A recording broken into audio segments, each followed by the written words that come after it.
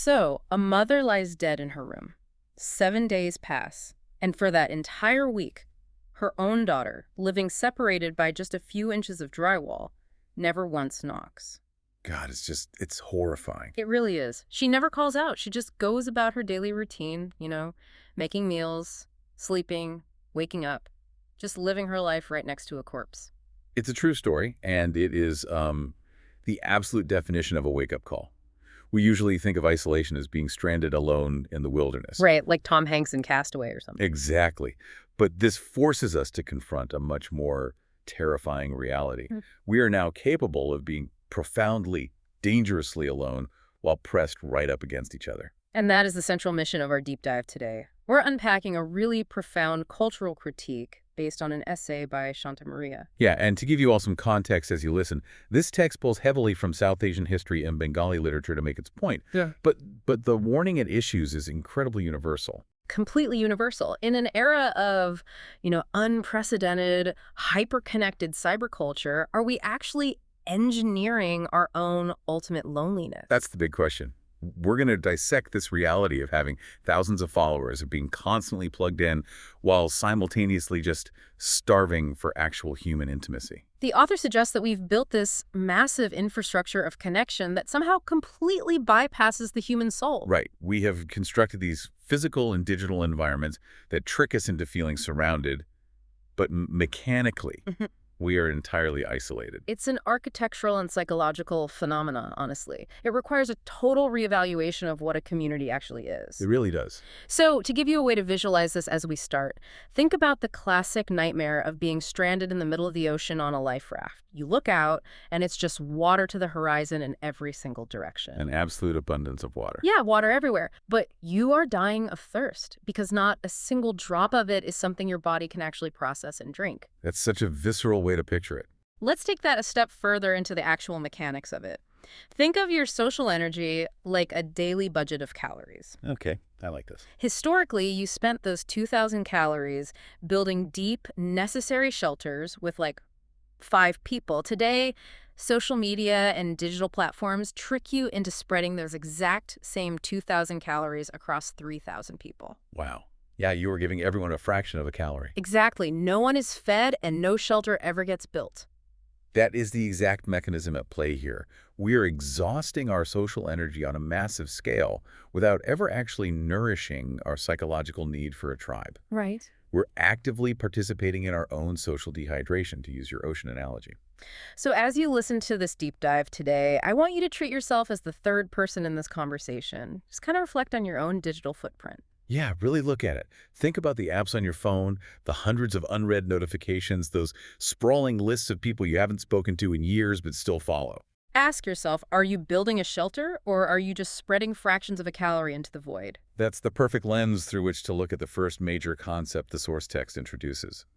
The author takes us all the way back to a time when the definition of a friend was fundamentally, explicitly tied to survival. We have to look at the ancient wisdom of Chanakya to understand how far we've drifted. Right, Chanakya, born way back in 370 BC. He was a philosopher, a jurist, a royal advisor in ancient India, very instrumental in the foundation of the Maurya Empire. And his definition of friendship is, well, it's intense. It's incredibly demanding. Yeah, it really is. It is entirely grounded in stakes. Real, physical, life or death stakes. During the time of the Maurya Empire, the world was unforgiving. Your network wasn't about leisure. No, Yeah. not at all. It was your primary insurance policy against death.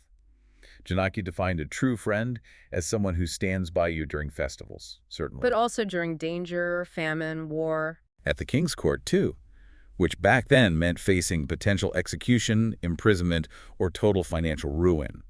And finally, the ultimate test. The crematorium. The crematorium. That is just, wow. You are literally standing beside them until they are turned to ash. That is the Chanakya Standard. There is no swiping away from that. There's no muting the notification. It demands physical presence in the absolute darkest moments of human existence. Friendship, in that framework, was an essential alliance against a harsh world. It required a mutual bearing of physical and emotional weight. Now contrast that ancient standard with the author's incredibly sharp, almost cynical observation about today. The essay notes that to Chanakya's solemn list of war, famine, and the crematorium, We must now ironically add a few modern things. Like what? Things like talk shows, elections, and human chains. Oh, that is a biting critique, because those modern additions, the talk shows, the elections, the public demonstrations, they aren't about survival. No, they are entirely performative. They're public spectacles designed to be witnessed by an audience. The shift is profound, really. We've moved the ultimate test of loyalty from the crematorium, which is this ultimate, private, solemn reality, to the public timeline. We have substituted the physical bearing of a friend's casket with the public alignment of political opinions. The text points out the absurdity of our current metric for human value. Today, people boast hundreds or thousands of Facebook friends and Twitter followers. Right. And the author bluntly points out that even third-rate actors currently have more followers than historical nation-building leaders ever had in their entire lifetimes. Okay, I want to jump in and genuinely challenge this premise for a moment, because I hear this critique all the time, right? The whole digital friends aren't real friends argument. Sure, it's common pushback. But aren't online connections still a very real type of support? Let's say someone goes through a tragedy or they get a terrible medical diagnosis and they post about it. They might get hundreds of supportive comments. Or say they set up a GoFundMe to pay for their treatment, and 1,000 strangers from the internet donate $5 each. That is real, tangible support. It is. So why does the author suggest we discount these networks entirely just because they aren't physically sitting in the room with us? Doesn't a message or a massive crowdsourced safety net count for something significant? Honestly, I think the author would argue that while a digital message is nice, it doesn't count for much at all when the psychological chips are truly down. You think so? Yeah. We have to Yeah. separate resource aggregation from actual intimacy. But wait, if that GoFundMe pays your hospital bill, that's not just a nice message. That's a literal survival mechanism facilitated by a digital network. You can't call that an illusion. It is financial support, absolutely, and that has practical value.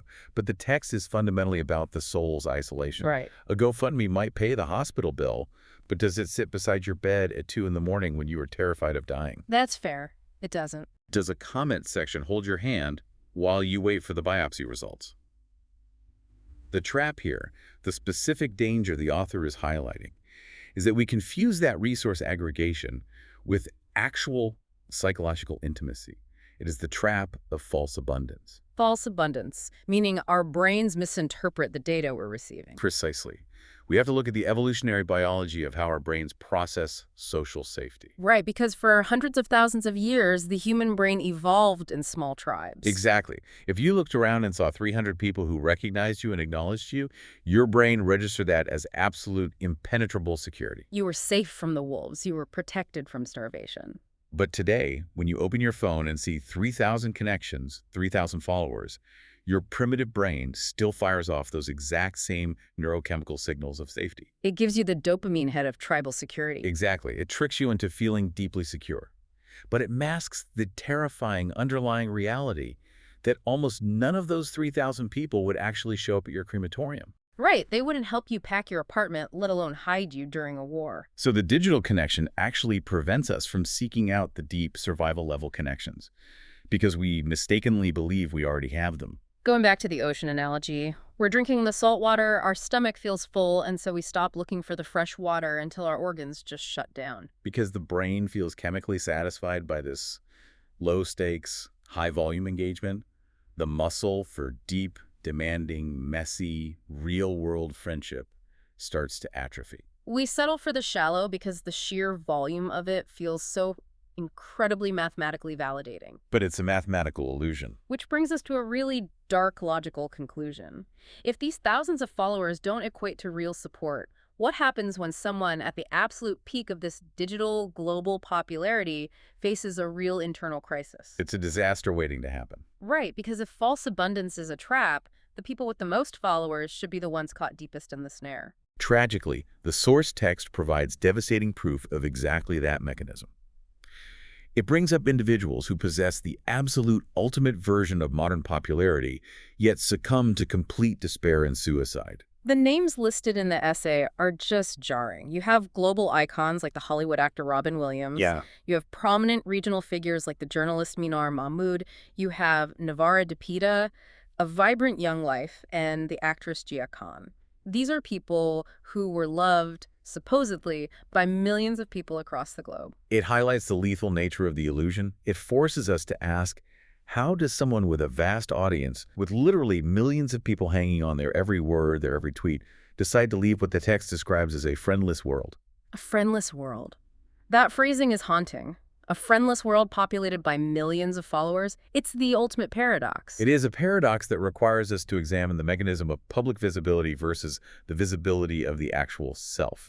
Fame and massive digital visibility don't just fail to cure isolation, they might actually accelerate it. When you have a massive following, people are interacting with a curated persona. They love the avatar, they love the comedian, the actor, the sharp-witted journalist, the glamorous photos. Exactly. But they don't know the actual flawed, struggling, terrified human being beneath that shell. It creates a massive psychological dissonance. If you're someone like Robin Williams, you might feel like the entire world loves the genie, but nobody actually gives a damn about the man trapped inside the lamp. That's a powerful way to put it. I want to try an analogy here to see if we can pin down exactly how this feels. It's like standing on a brilliantly lit stage in a massive, dark auditorium. You are directly in the spotlight. Okay, I see where you're going. Every single person in that 1,000-seat audience can see you perfectly. They can see your every expression. But from your perspective on the stage, the glare of that spotlight is so incredibly blinding that you look out and see absolutely nothing. You can't see a single face in the crowd. You are completely, perfectly visible to the world, yet entirely alone in the blinding light. That is a phenomenal way to visualize the mechanism of isolation through fame. The spotlight itself is what blinds the performer to the audience. And when the performer is standing on that stage and suddenly needs a hand to hold in the dark, they reach out and all they grasp is the hot air of the spotlight. The thousands of followers become a purely abstract concept, not a tangible support system. The tragedy of the digital age is that the wider the broadcast, the narrower the actual intimacy often becomes. It's terrifying when you really break down the physics of it. The people we envy the absolute most for their connections and their reach might actually be the most isolated humans on the planet. Absolutely. But the text doesn't just leave this as a celebrity problem or a problem for the ultra-famous. The author argues that we're fundamentally restructuring how the next generation interacts with each other. We are basically engineering camaraderie out of existence before it even has a chance to begin. And we're doing it systematically, starting from childhood. The text offers a scathing critique of modern youth culture, particularly focusing on the educational rat race. It points out that children are no longer allowed to just be friends. We've transformed them into fierce competitors. Competitors for what? I mean, it's not for survival in the wilderness anymore, it's for grades. Exactly. Marks in classrooms and coaching centers. The text specifically mentions the relentless pursuit of the GPA 5. Right. But it notes a crucial shift. Even a GPA 5 is no longer enough. It must be a golden GPA. The goalposts for perfection just keep moving. Let's unpack the systemic cause of this, because this didn't just happen in a vacuum. Why did the educational system shift this way? It's driven by intense economic anxiety from the parents, right? Oh, entirely. The world feels increasingly unstable, resources feel scarce, so parents gamify their children's lives. They believe that if their child isn't at the absolute top of the percentile, they will fall into ruin. So they industrialize childhood. Industrialization is the right word, because the mechanism of this competition breeds absolute isolation. Why so? The text observes that those who fall behind the golden GPA standard become lonely. That part makes logical sense. They are ostracized as academic failures, left behind by the system. Sure. But the truly heartbreaking revelation of the essay is that those who succeed are equally isolated. Wait, how does success create isolation? Because when you are conditioned to view every single peer sitting next to you as a direct threat to your golden GPA, you cannot share your vulnerabilities with them. Oh, wow. If your classmate is your rival for the limited spots in the top university, you don't help them when they struggle. And when you finally achieve the goal, when you get that perfect score, you have systematically alienated everyone around you. You have no true friends left to share the joy with, and certainly no one to lean on when the stress of maintaining that perfection becomes too much. The success itself becomes a solitary confinement cell. Exactly. And it's not just contained to the school hours.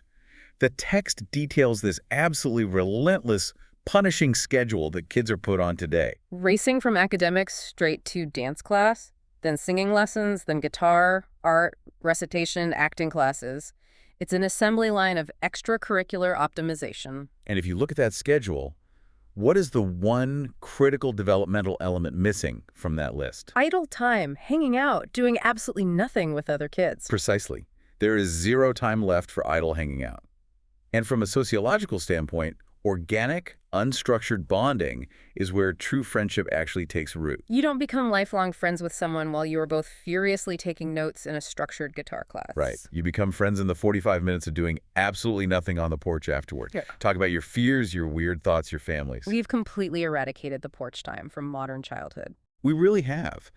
And the text uses a really powerful, evocative metaphor here to describe what this does to the psyche of the youth. It says they are no longer striving for the dedication of art or for long-term quiet mastery. Instead, they are rushing to become a meteor. A meteor. Think about what a meteor actually is in astronomical terms. It is a sudden, brief, incredibly bright flash of light that burns out almost instantly. Right, as opposed to what the author calls the pole star. A steady, enduring, constant light that stays fixed in the sky and guides people for generations. We are training kids to want to go viral, to be a momentary sensation. We want them to spike the algorithm, rather than cultivating the deep, unseen roots required to be a lasting presence in their community or their field of study. It's the transition from seeking mastery to seeking mere visibility. And if we stick with the author's metaphor, a meteor, by definition, is something that is burning itself up as it falls through the atmosphere. It is destroying itself in order to be seen. Destroying itself to be seen. That perfectly encapsulates the anxiety of the modern teenager. I want to pose a question to you, the listener, based on this. Think about the kids in your life, or how you were raised.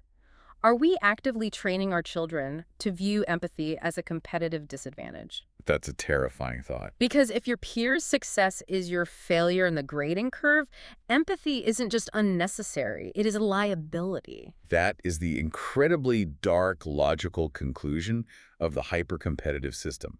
If you are running a race and you stop to help a fellow runner who has tripped and fallen, you lose the race. The system rewards you for running past them. We are systematically conditioning the empathy out of them in the name of achievement. We're teaching them that human connection is an obstacle to success. But this hyper-competitive mindset, this meteor complex, it doesn't just magically stop when we graduate high school or college, does it? Not at all. We take this zero-sum game, this idea that your peer is your obstacle, and we let it completely infect our cultural and public discourse as adults. It bleeds into absolutely everything.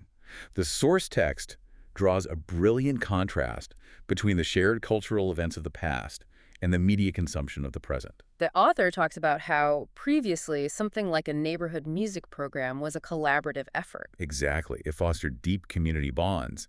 The neighborhood gathered not to judge who was the best singer, but to share in the communal experience of the art.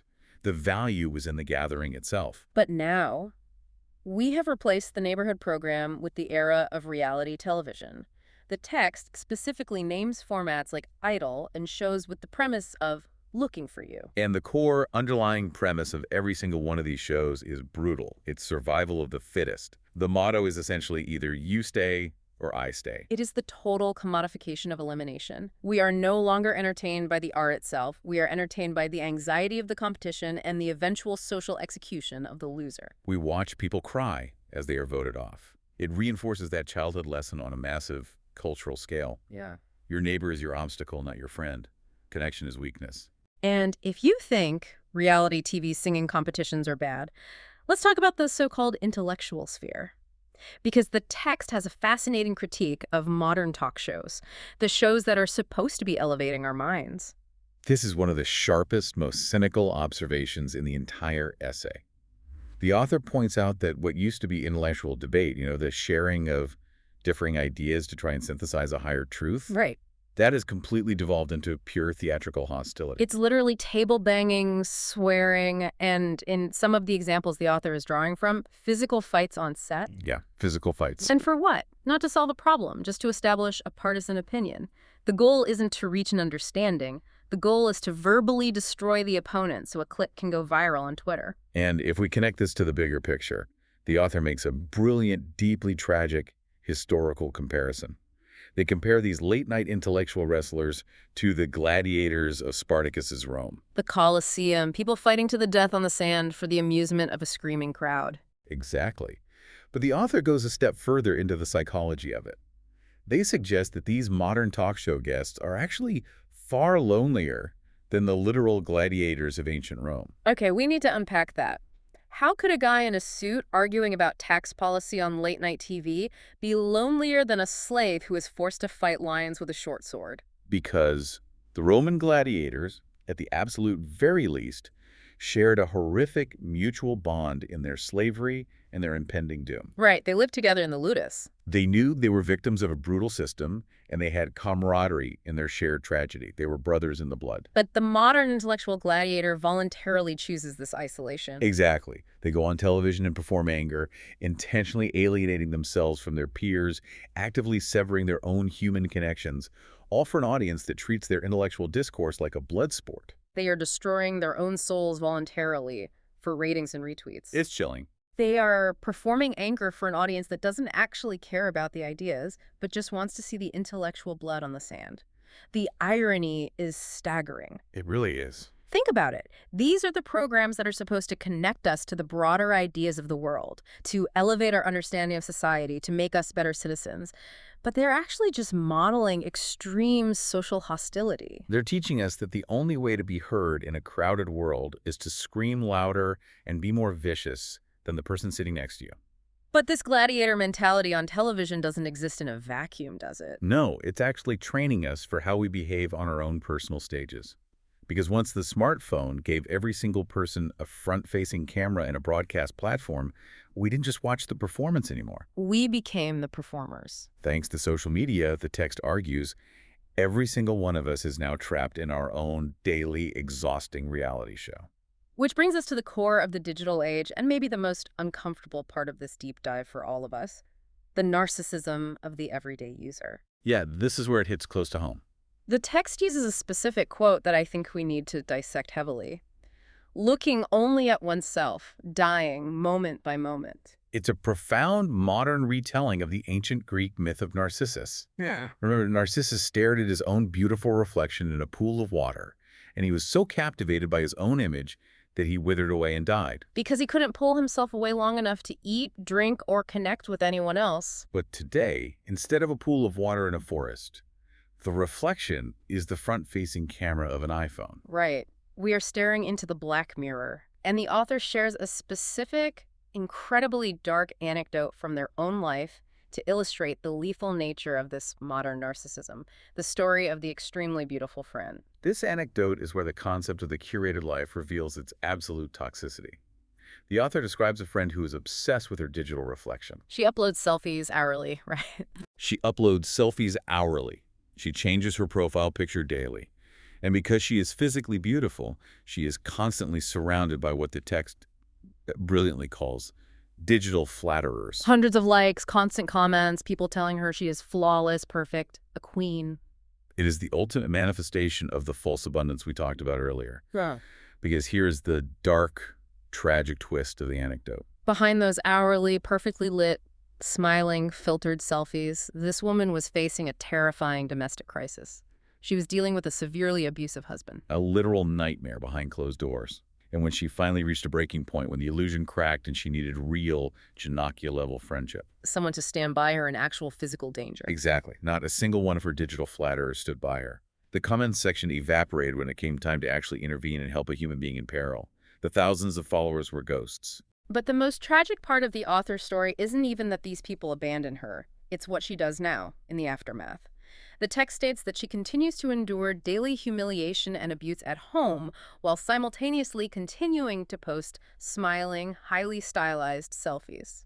It is a profound psychological prison. We have to look at the mechanism of why she does this. She is maintaining the facade for the very audience that just explicitly proved they do not care about her actual well-being. The text calls this state a mental poverty and a frightful friendlessness.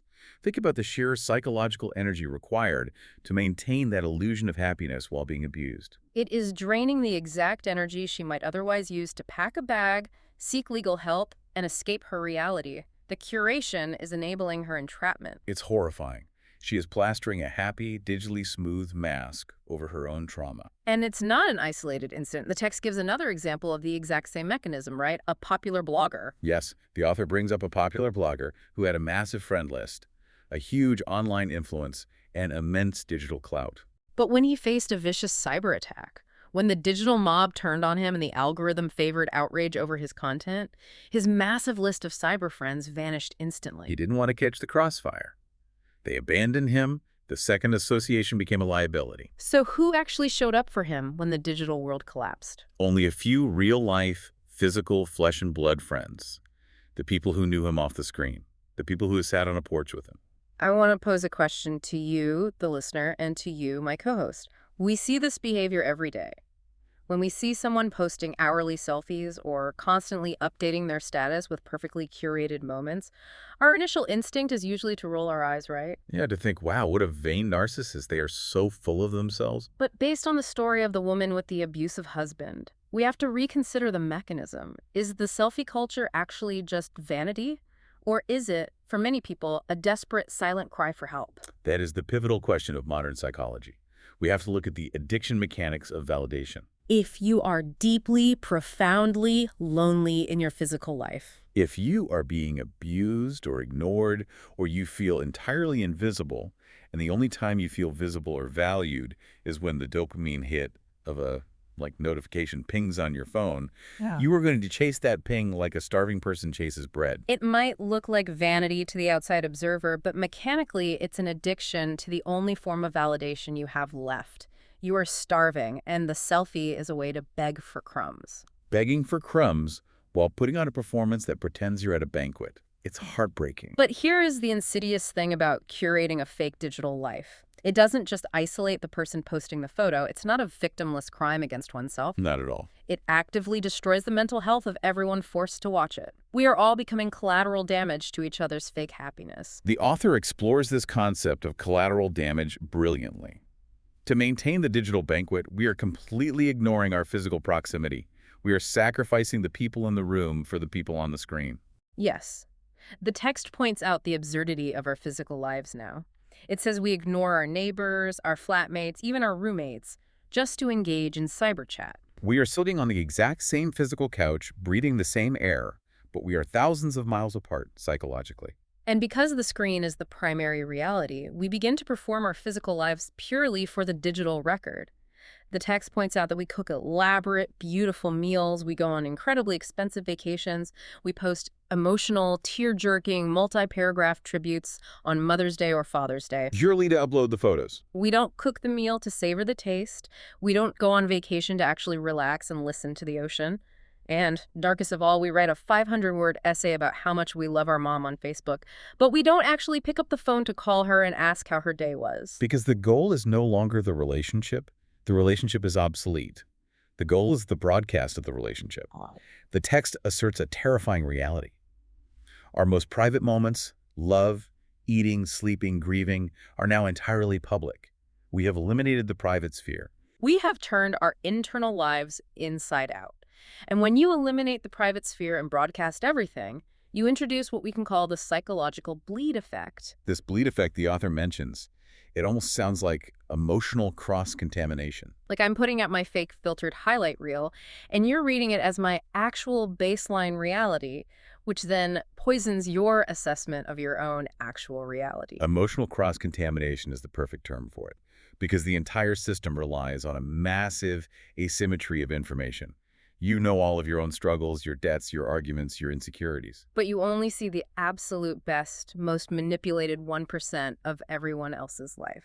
The digital ecosystem turns everyone into collateral damage because we are constantly comparing our unedited, messy, painful behind-the-scenes footage to everyone else's highly edited, color-corrected highlight reel. The fake joy of one person becomes the very real despair of another. Exactly. The text gives a specific, devastating example of how this cross-contamination works in practice. It talks about a divorced person. Imagine someone whose marriage has just fallen apart. They are struggling, they are lonely, they are grieving the life they thought they would have. They log online to seek some kind of connection, and instead, they are bombarded by the fabricated happy couple photos of their acquaintances. Those smiling, sun-drenched, matching outfit photos, which, as we know from the previous anecdote, might be masking a terrible, abusive marriage. But those fake photos spiral the divorced person into deep, clinical depression. The divorced person feels their own pain fully, but only sees the other person's joy. It makes their own failure feel uniquely horrific. But the text flips it too to show how insidious the loop is. It talks about a married person, perhaps going through a normal, difficult, rough patch in their relationship. They log online and see a divorced friend posting incredibly fun, carefree, glamorous travel photos. Right. The classic, living my best life in Bali, sipping margaritas, so glad I'm free. Post?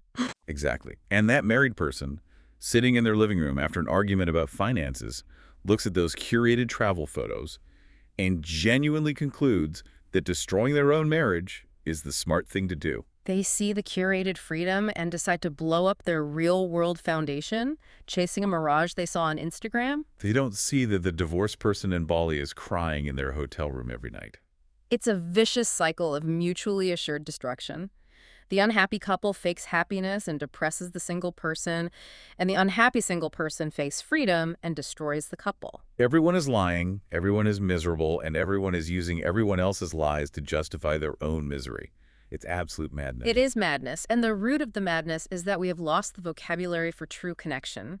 We are communicating in images, filters, and algorithms, not in human truths. We have degraded the way we understand each other. And if you want to see exactly how far we've fallen, you just have to look at how the very language we use to describe friendship has devolved over time. This part of the source material was so beautiful, so poetic, and yet so incredibly sad to read. The text looks back at lost cultural traditions, specifically focusing on how people in Bengali culture used to formalize and revere friendships. Yes, the author brings up terms from the past, like soy and mita. These weren't just casual words for friend. They were formalized bonds. They represented a relationship deeper than a casual acquaintance, often signifying a bond closer than blood relatives. But the most striking part of this historical reflection is the use of nicknames. The poetic, deeply intimate nicknames people used to bestow upon their true friends to signify their exact value to their soul. I want to spend a minute exploring these because the translations are absolutely stunning. The text mentions the nickname Bakul Phool, the Bakul flower. Now, the Bakul flower is a tiny star-shaped flower common in South Asia. And its defining characteristic is that it retains its incredibly sweet fragrance long after it has dried up, withered, and fallen from the tree. Imagine looking at a friend and calling them Bakul Phool. You are essentially telling them, you are the sweetness that endures in my life, even when the season changes, even when we grow old and wither. It is a profound acknowledgement of permanence. Or take the nickname Prainer Kotha. It translates roughly to words of the heart or voice of the soul. This is the person to whom you speak your absolute, unvarnished truth, the person who holds your deepest secrets without judgment. And then there is Noyantara, the star of the eye, the pupil, the light that guides your vision and allows you to see the world clearly. These aren't just cute nicknames we throw around today like bestie or bro. They are linguistic vows. They are profound acknowledgments of the weight and necessity of the relationship. Compare that historical reverence for friendship, a time where, as the text explicitly notes, giving one's life for a friend wasn't considered rare or extraordinary, it was just the standard. Compare that to today. Today, the text argues, we spend our entire hyperconnected lives failing to find a single true friend. We have traded the infinite depth of Prainer Kotha for the frictionless shallowness of mutuals. We don't have soul friends, we have followers. And the author points out how this total degradation of human connection is perfectly reflected in our modern proverbs. This observation blew my mind because it's so obvious once you see it. We are taught from a very young age two main cultural proverbs about ultimate companionship. A dog is man's best friend, and diamonds are a girl's best friend. Let's analyze what those proverbs actually teach us. Both of them actively displace human connection. If a dog is a man's best friend, we are relying on an animal that has been genetically bred over millennia for subservient, unquestioning loyalty. It demands very little complex emotional labor from us. And if a diamond is a girl's best friend, we're substituting emotional warmth for a shiny, cold, monetized rock. The author's critique here is devastating. Through these cultural sayings, we have systematically erased the most important fundamental truth of our species, which is man's best friend is man. Man's best friend is man. We've forgotten it entirely because dealing with men, with humans, is messy and hard and requires vulnerability. Think about the analogy of naming someone versus swiping on an app. When you gift someone a soul name, like Prainer Kotha, you are tying your identity to theirs. It has weight. It has permanence. It demands immense emotional effort to maintain that bond. But today, we swipe right. We click Add Friend. We double tap a screen. And just as easily, with zero friction, we click unfriend, we block, we ghost. It's cheap, instantaneous disposability. We treat human beings like disposable commodities because we have an ocean of them at our fingertips. And this brings us to the core philosophical void of the modern era. We have diagnosed the symptoms, the false abundance, the meteor complex of our youth, the gladiatorial public discourse, the toxic curation of selfies, the disposability of connection. But ultimately, to understand how to break out of this, we have to look at the actual physical and philosophical prisons we have built for ourselves. We have to look at the shape of our lives. The text anchors this final, profound section with a heavy literary reference that really brings the philosophical weight crashing down.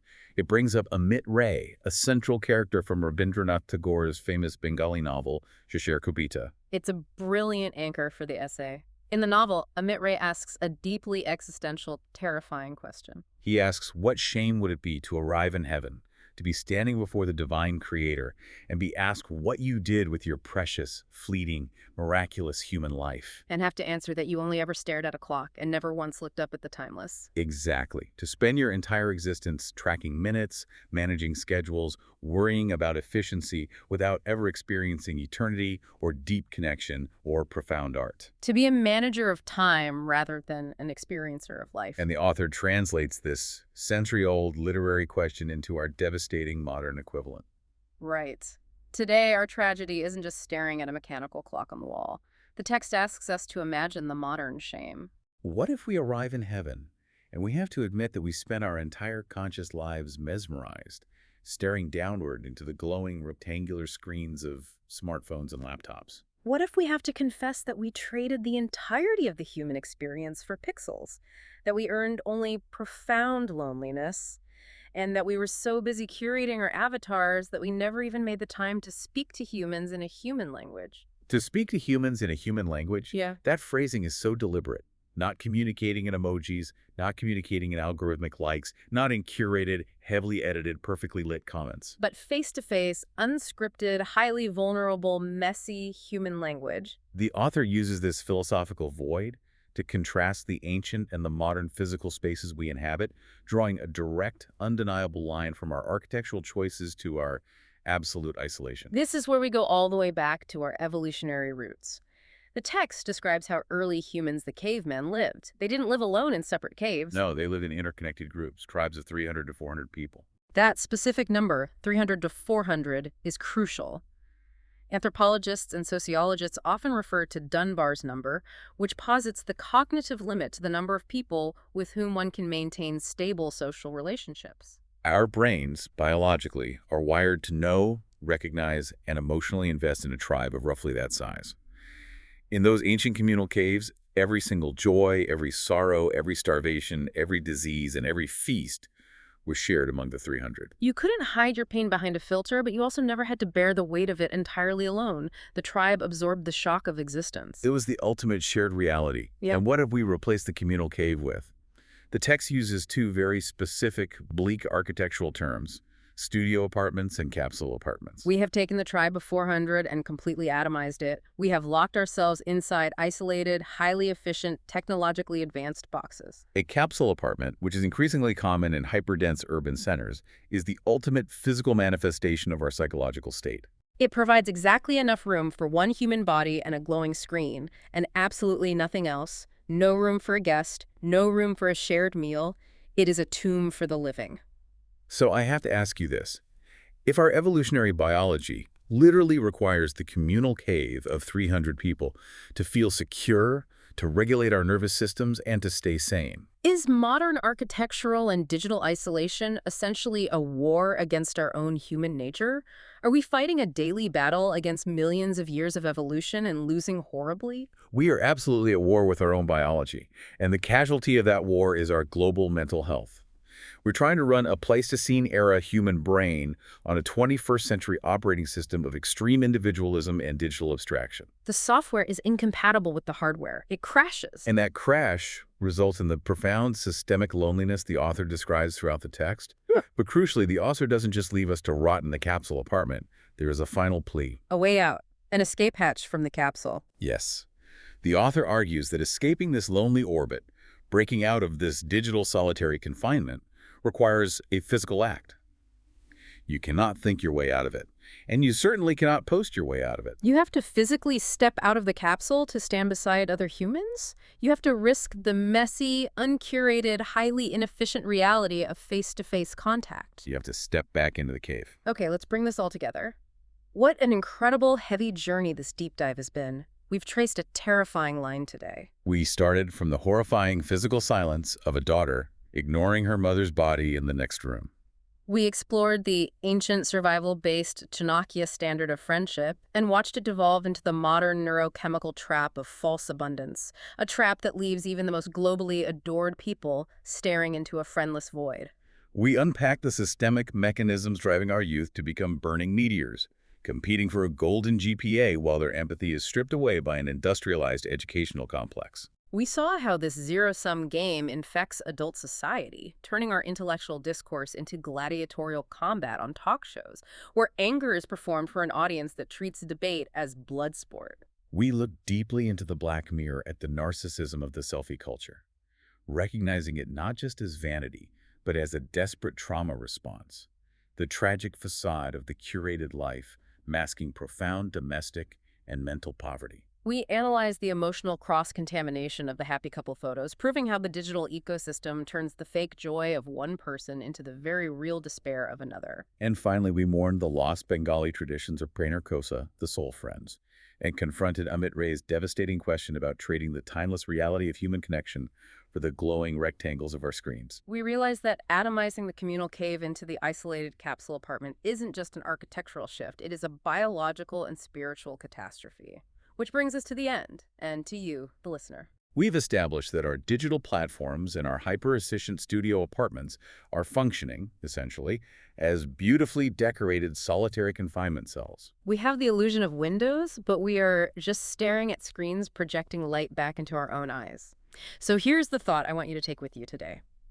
If the entire system is designed to keep you comfortably numb, physically isolated, and digitally addicted, what is the smallest, most subversive analog rebellion you can commit today?